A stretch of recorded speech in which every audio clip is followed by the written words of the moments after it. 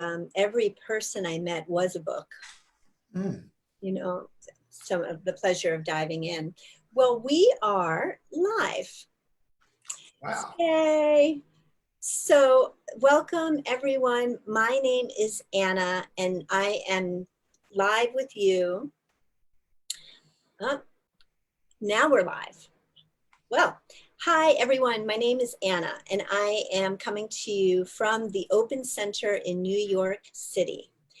The Open Center is the country's longest running urban holistic health education center in the country, and I think maybe even in the world. Since 1984, the Open Center has been a trusted home of all things personal development, spirituality, healing, and people have come from all walks of life together to study, to meet each other, to learn, and to train in these topic areas. So since COVID, the Open Center used to be a brick and mortar, have rooms and everybody would meet. And since COVID, we've had to go online. And one of the blessings of that is that we now have people from all over the world coming and meeting each other and gathering around these very important healing and inspiring topics. So we welcome our audience from all over the world to be with us today. And how grateful I am to welcome Sharon Salzberg and Michael Gelb to a great conversation to highlight some forthcoming programs that they are offering both together and apart in the next 2 weeks. So just wanted to point everybody in the direction of the Open Center website, which is opencenter.org. And we have 2 programs that we are very blessed to offer to the world. The first one is happening on Sunday, July 26th. It's Michael and Sharon offering a program called Stillness in Motion, Motion in Stillness. And that is what we're going to be largely diving in our conversation today. That's an all-day retreat / training from 10 until 5 o'clock. And then the next gathering that we have is we're very honored that Sharon Salzberg has just released her latest book, and it's titled Real Change, Mindfulness to Heal Ourselves and the World. And we are having a book launch in her honor on Friday, July 31st from 7 until 9.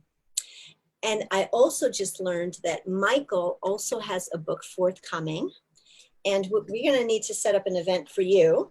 And that is a book called Mastering the Art of Public Speaking. And that's coming out in the fall. And so you both are obviously deeply prolific.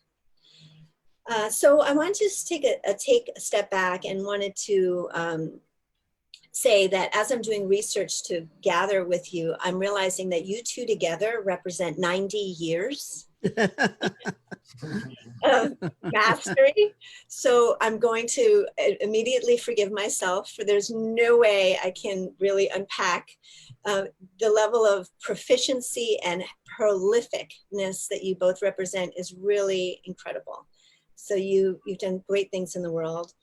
I would like to offer you proper introductions, and I would like to start with Michael, who I'm actually meeting more for the first time, to say that Michael is an expert in creativity and innovation.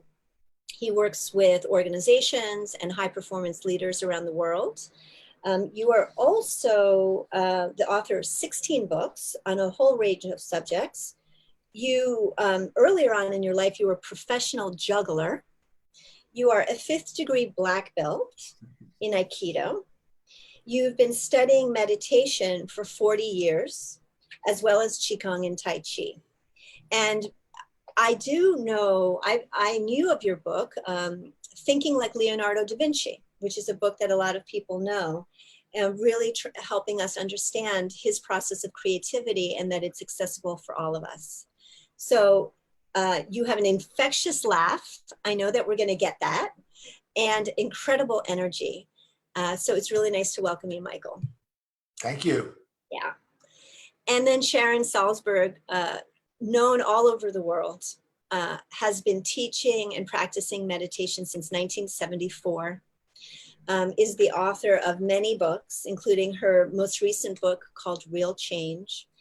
You are also the co-founder of Insight Meditation Society, which is a bedrock of study and practice in the US for meditation and Buddhism. And you've really, the thing I know about you is that you are incredibly accessible. Everybody feels connected to you. You are very kind and you're very generous, and you bring your teachings to all parts of the globe, particularly those parts of the globe that are hurting.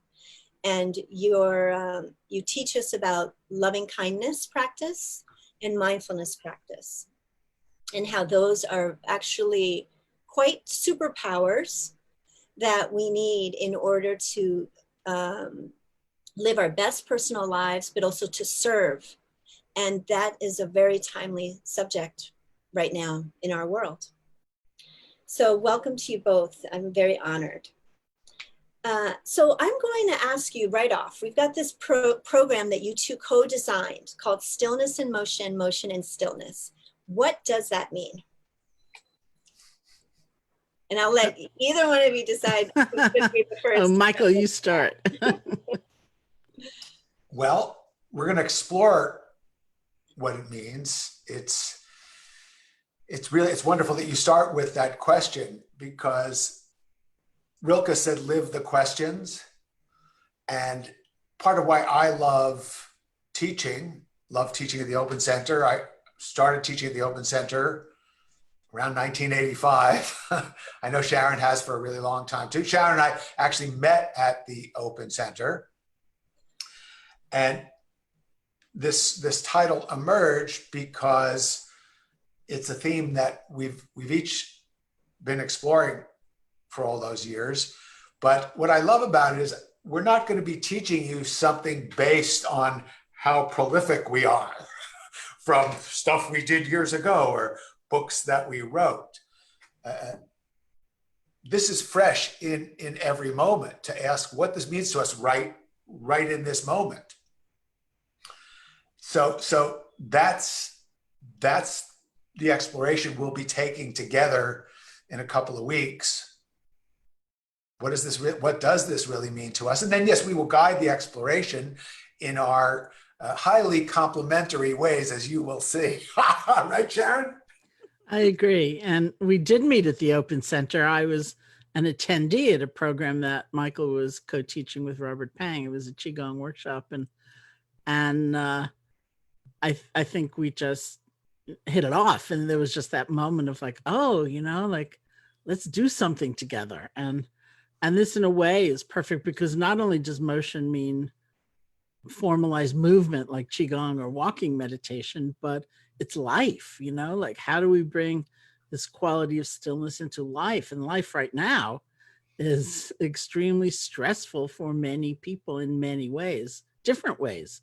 Those who are more alone, those who are stuck at home, but with people, those who are going out and working every day and serving us in some fashion. And there's just so much happening. And for me in this time of upheaval, what I've come to ask myself, my main question is, what's still true? Like, what can uphold me? What can I rely on in this time? And so I come back to the techniques I've learned, the techniques that Michael offers, and just the path that they describe of accessing inner strengths and a sense of relationship with one another. I should say, by the way, that my book Real Change is not coming out till September 1st. So is not quite out yet. And I wrote all of it before the pandemic, except for they delayed publication from June 2nd to September 1st, and which gave me the opportunity to write a new preface. So that's the only part that is kind of contextualized. And in writing that preface, that was my overriding question for myself. Like, what am I relying on? What's still true for me? What are those superpowers, that I can tap into in some way. And so I'm so delighted to have this opportunity with Michael to be sharing that. Mm.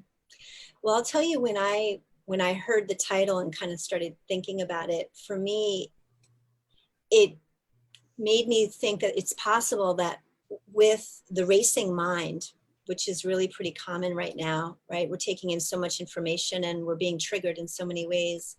Like, what is the way to create that stillness that allows us to be really effective and intelligent in our actions, because we're being called into action. And that made me feel like, oh, that's something I could really need. I really could use. Imagine if we were all walking the world with that space, or at least had access to it when things got really tough. So sounds really good. I'm really glad you used the word space just now, because sometimes when we hear stillness, I think we have an interpretation of it as like squelching, like holding something rigid. And that's why a form like Qigong is so beautiful, because it's such an example of how it's not that it's really about having a bigger space within which we can move. And in this case, and within which we can act in the world. Right. So I'm going to take a little step to the right, because I want to make sure that we're all, everybody who's watching has the benefit of knowing really two types of practice that Sharon, that you really brought into the world: loving kindness and mindfulness. And I know that you'll be talking about that in the program with Michael. Can you quick define what those two practices are? I didn't exactly bring them into the world. I think the Buddha gets credit for that, but you say I brought him to New York, or like Manhattan even, but like it's a lot more limited than that in my role. But I did go to India when I was very young. I was 18. It was a good long time ago. I was a junior in college. And so I had the opportunity of learning meditation techniques before they were very prevalent here at all. In fact, I went because I couldn't find it here. I happened to, luck into an independent study program at my university. And I said, I want to go to India and study meditation. And they said, okay. And I wouldn't have gone if I could have found it. I was going to school in Buffalo. If I'd found it in Buffalo, I would have stayed. But so that's why, as I came back, finally, I came back to finish school, then went back. And when I finally came back, which was 1974, I came back as a teacher because one of my own teachers had told me to teach. And so, as one friend said to me, oh, you did it before, it was cool, which I think is true. So that's really been my role, and maybe especially with loving kindness practice. So the two forms are very complementary. They're certainly as qualities of the mind and heart. Mm-hmm. They reinforce one another. In terms of the meditation, they are somewhat different techniques. And most people I know do both. They do some of each. So mindfulness can mean a lot of different things. The meaning I like the most is a quality of awareness where our perception of what's happening in the moment is not so distorted by bias, old fears, projection into the future. Mm-hmm. So as an example, if we have physical pain or we have heartache, we have disappointment, for most of us, we start thinking right away, what's it going to feel like tomorrow? What's it going to feel like next week? What's it going to feel like next month? So we're adding all of that anticipation to what's already difficult, mm-hmm. and thereby making it worse. Whereas if we can see those things, but let go of them and come closer to what's actually going on, not only do we have a different relationship to it, we have the chance to understand differently. We can look into emotions, for example, and see more deeply. I use the example a lot these days of sitting with anger that I'm feeling and seeing within it not only fear and sadness, but some sense of helplessness. And if I can get to that place of picking up the helplessness, then I realize I need to do something, even if it's one small act. And that's different than sitting there and stewing, So that would be an example of coming closer to our experience, but in a different way, not so lost in it, not pushing it away. And that leads to insight. Loving kindness is a quality of the heart that's really about connection, connecting more deeply to ourselves, wishing ourselves well, connecting more deeply to others, and realizing we are already connected. We live in an interconnected universe. That's just the way it is. And sometimes I call loving kindness a stretch. Unlike mindfulness, which is like coming closer to our own experience, it's actually playing a bit, So for example, if you tend to think of yourself as most of us do, and only think of your faults and your problems and what you did wrong and how you didn't show up, it's kind of interesting to wish yourself well. It's like moving into a kind of unaccustomed space. Or a really good example these days is the many, many, many people in our lives we might tend to look right through and ignore or objectify. I was recording a guided meditation for somebody, and I asked for a particular loving kindness practice where we're asked to choose what's known as a neutral person, somebody we don't especially like or dislike. And we hold them in our hearts. We may not even know their name, but you think of them and repeat phrases like, may you be happy, may you be peaceful. And the encouragement is to choose someone in your life, because you may not feel any great shakes when you're sitting there, but you run into them now and then. They work at some store you go to or something. And so you notice, oh, look at that. I have a different feeling toward them now. So for 45 years, my colleagues and I have been saying, like the checkout person in the supermarket, that'd be a perfect person. We look right through them. We don't care at all about them usually. And so I was repeating this in the recording, and I thought, whoops, look at that. How do we think we get food? Right. And who do we pay attention to? So that's how the loving kindness practice works. It's designed to have us stretch and look right at the person we usually look through and things like that. Thank you. Michael, what do you think? Because you also are a master in contemplative practices. Well, I'll share a story from this week, from where this is all really happening. On Tuesday, I drove to New Jersey to visit my dad in the hospital. So my dad's 93, and he just has gotten through not one, not two, but 3 major surgeries in the last 3 weeks. And any one of those surgeries would have challenged almost anyone of any age to be resilient. But the 3 of them, one after the other, just an incredible, challenging onslaught. So, I got up in the morning with mixed feelings, because that's feeling of love and caring and going to drive to see my dad, but also trepidation and fear and sadness. So I did some of my practice. And it was very helpful, because as I was driving to New Jersey, I could feel the worrisome thoughts and, oh my God, it just hurtful to see this wonderful, strong man who I know is going to be in dire physical circumstances. I mean, I've seen him a couple of times over the course of this, but this was after yet another massive surgery. So, but as I was driving, I just thought, whoa, here's an opportunity. What if I don't just see my dad as a body? Which means I'm free in this moment to not be a body that's driving there to see him. What if love is visiting love?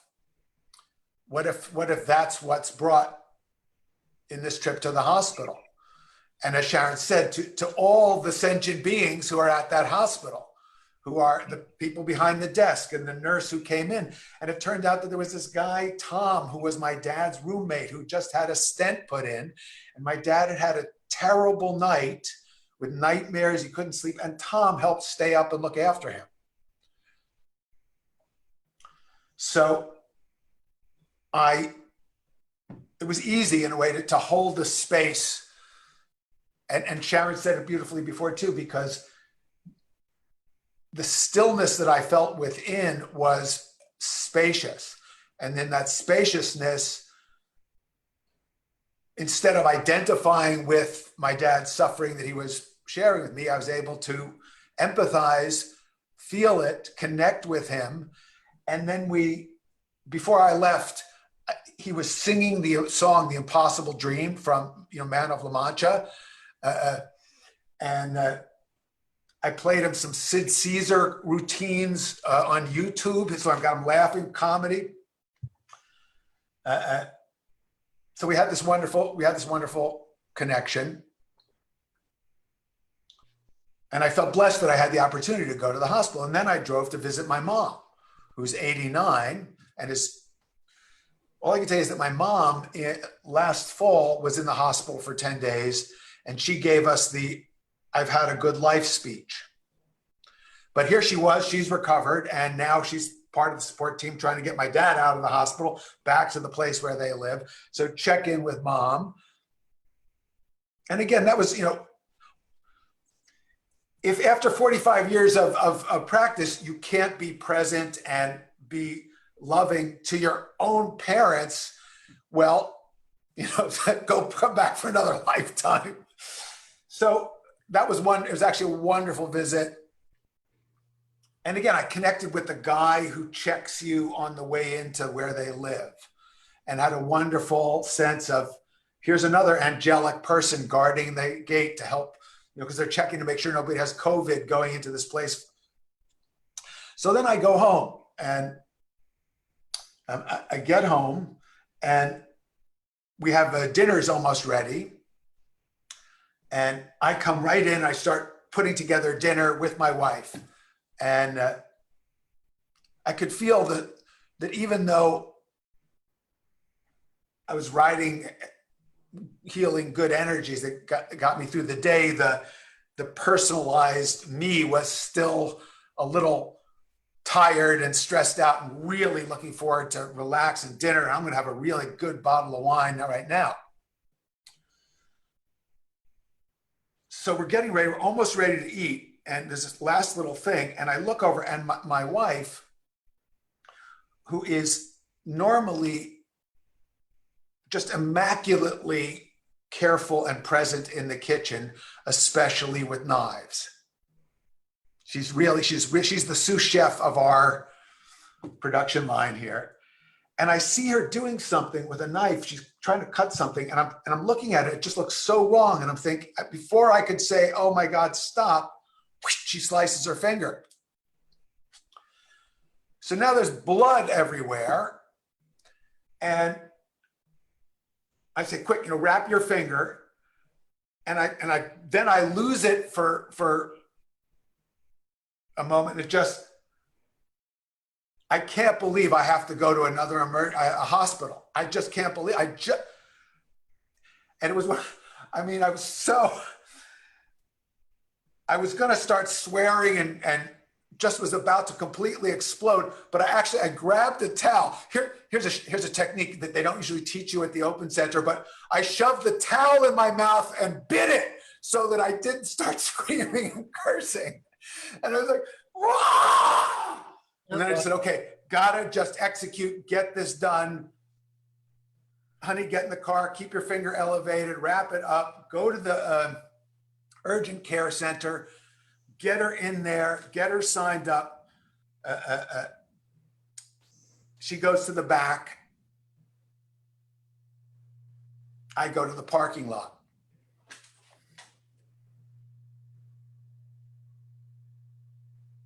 I practice the practices that I will be sharing with you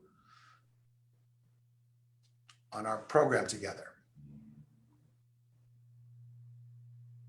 In the spaciousness that is then regenerated by that practice, loving kindness pours through. because I was angry at my wife for being so careless. She's normally so careful. And all the voices like, how could you do blah, blah, blah? Why did you do that? And it's just like, have I ever done something dopey? To get 1,000 people, the smartest people I've ever met, anybody here never done anything dopey? All those 1,000 people, sorry, we all have.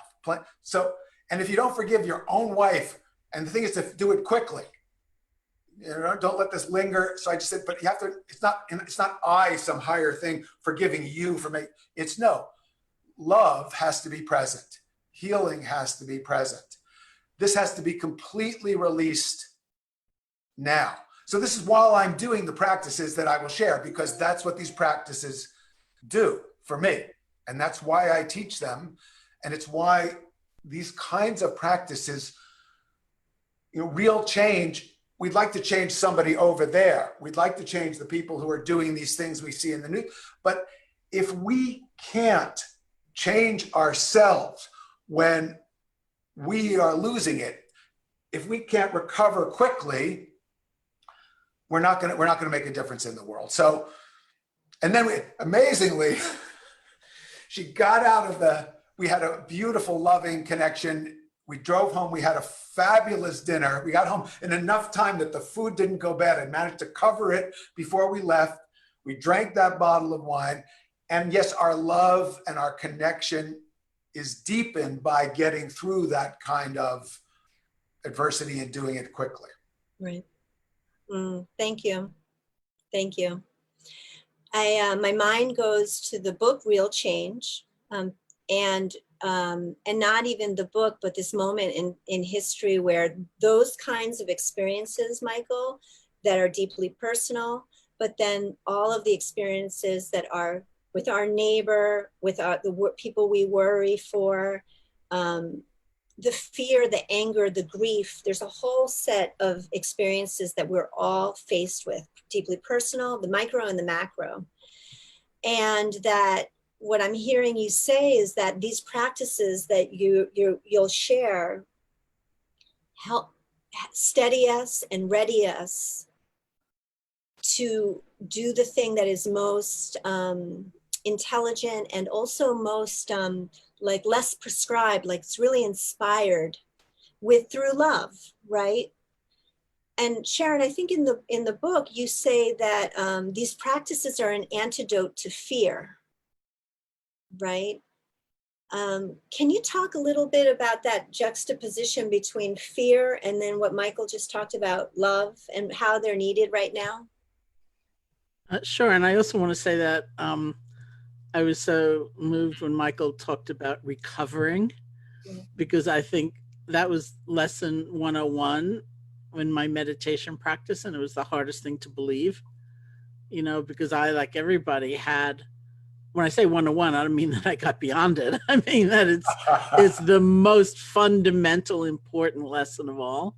And I was very dismissive of it because, like everybody tends to, I had a different measurement. Like I thought, okay, if I could be with 3 breaths yesterday before my mind starts to wander, today it should be 8, and tomorrow it should be 15, and then it should be 48. And I heard over and over again, that's not important. What's important is how we relate once we're gone. We're distracted, we're overwhelmed, we've fallen asleep, we've gotten all caught up in something. How gently can we let go? How wholeheartedly and kindly can we begin again? That's what's important. That's the actual training. And it's a huge life lesson. It just happens in this itty bitty little package, in terms of meditation, like so many of the life lessons of meditation. So that, the most poetic way we say it sometimes is the healing is in the return, not in never having wandered to begin with. And we can be so judgmental for ourselves, and really the letting go and the coming back is the most important thing. So I would say that meditation practice in a time like this, maybe especially, I've come back to my first appreciation of it, which is it's a skills training. It's not based on a belief system or all caught up, and it's 3 major skills. One is a kind of centering. That's like gathering our attention and being able to rest. So if you're talking about fear or anxiety, you know, we can just topple into it and be overwhelmed and defined by it, or we can hate it and be ashamed of it and try to push it away, neither of which works very well. Or we can learn to create some space by having a way of centering and resting. And so using something like the feeling of the breath is a very common way of doing that. Also, I've learned through mindfulness practice to be with feelings in a different way. I described it a little bit before. When something painful is going on, like fear, for example, instead of calling it bad and wrong and weak or whatever, to realize this is a painful state and to be able to hold it in a more spacious and kind way also allows me to see into it more clearly. So with fear, I've said many times, because it's true, when I can sit and be with the fear, what I've seen is that unlike the world's pronouncement that we're afraid of the unknown, I'm not that afraid of the unknown. I'm afraid when I think I do know and it's going to be really bad, you know, and it's all the stories that I tell myself that it really get me going. And in the midst of that, if I remind myself, you know what, you don't know, I feel space, right? I can relax. And I'd also say that part of the teaching that was also very hard for me, but very important, was letting in the joy, you know, and to be able to acknowledge and appreciate the good that was in my life and not just kind of go down that tunnel of what was genuinely difficult. It's not masking it. It's not pretending the difficult isn't there, but it's creating a different context. And then most importantly is loving kindness, which is a profound sense of connection. And I've often thought it's like the weirdest thing in the world, because you're meditating and maybe your eyes are closed and you're maybe all alone, but you're deepening this sense of connection to all of life. So isn't that weird? You know, but it's true. Right. And loving kindness or love, it's sort of like in Michael's description in the Buddhist psychology, fear and anger are the same mind state. They're just different forms. And so you can see how it could be like the opposite energy of from rejection and pushing away and dislike to, okay, what's happening here? So love really is the antidote to fear. And if we cultivate loving kindness, which is a sense of connection, I find that it just appears as like an alternative mode. It's like you realize, you know what? I've been down this road before. It's really painful for me. It's really painful for others. Let me see what happens when I change the channel. That's beautiful. Well, I'm afraid that we're approaching our time. And like I suspected, there's just not enough time with the depth that you both bring to us. What I really feel is how practical, how applicable your teachings together are. And I can see you teaching this mastery in hospitals, in schools, in community organizing, for mothers, for family members, for people who are just holding energy for the world. So I just want to really thank you so much. Is there anything else that you'd like to share about before we close with people who would be attending your program? Yeah. Well, one thing is you can, perhaps people can understand why I have always used martial arts metaphors, and they really are metaphors. We're not going to be training you to flip people around. I actually remember once I was at the New York Aikikai, where I used to train very intensively, and I was having some profound philosophical conversation with a fellow intense practitioner. And we were talking about the purpose of Aikido and healing the world and the way of harmony. And this guy walked into the dojo and he said, "Do you do flipping here?" I said, "Yes, we do flipping here. There's lots of flipping." But the founder of Aikido, Morihei Ueshiba, was actually obviously one of the great masters. And one of his students was one of my teachers, Saotome Sensei. And Saotome trained live-in with O-sensei for 15 years. And one day Satome sensei said to O-sensei, he said, O-sensei, you are perfect. You are flawless. You never make mistakes. And O-sensei said, oh no, I make mistakes all the time. I just correct them so quickly that you can't see it. And you know, I am from New Jersey. I am very practical. And to me, martial arts are really practical. I mean, you get what happens when life punches you. It's just so rude. You know, it's so rude. Now, leaving aside, we don't have to use the metaphor of physical violence, but I want people to understand that that's how we experience things that shock us, disappoint us, what your neighbor does, what a politician you don't like does, what another driver does, and as Sharon said, the greatest challenge is within. It's the lack of compassion. So how do we blend with, when we accept our feelings, when we empathize with, the genius of Aikido is we empathize with the disturbance in the universe that's been created by this sentient being who's lost their center. And so we say, how do we bring harmony back to this situation? Mm-hmm. So that's we'll be exploring. And Tai Chi, which many people don't realize, is a really badass martial art. So all the stuff is predicated on how do you deal with real conflict and recover your center quickly. And the reason I like Aikido and Tai Chi is that they're aimed at doing this in a way that restores harmony to the situation overall, not the old paradigm of winning and losing and so on. Mm-hmm. That's beautiful. Thank you. Thank you. Well, with that, Sharon, did you want to have any closing thoughts? No, I was actually, my mind went to Michael's forthcoming book, which is about fear of public speaking, and, which may seem like a wild departure from the topic, but it's not, because I used to be terrified of public speaking. And it was through the practice of loving kindness that I actually came to a different appreciation of why a group was gathered there with me, which wasn't actually to hear my perfect expertise. It was so that we could connect. That's right. And that everything essentially was about connection. So I think many fears are dealt with differently through that power of loving kindness. Yeah. Wonderful. Well, you two are quite the duo.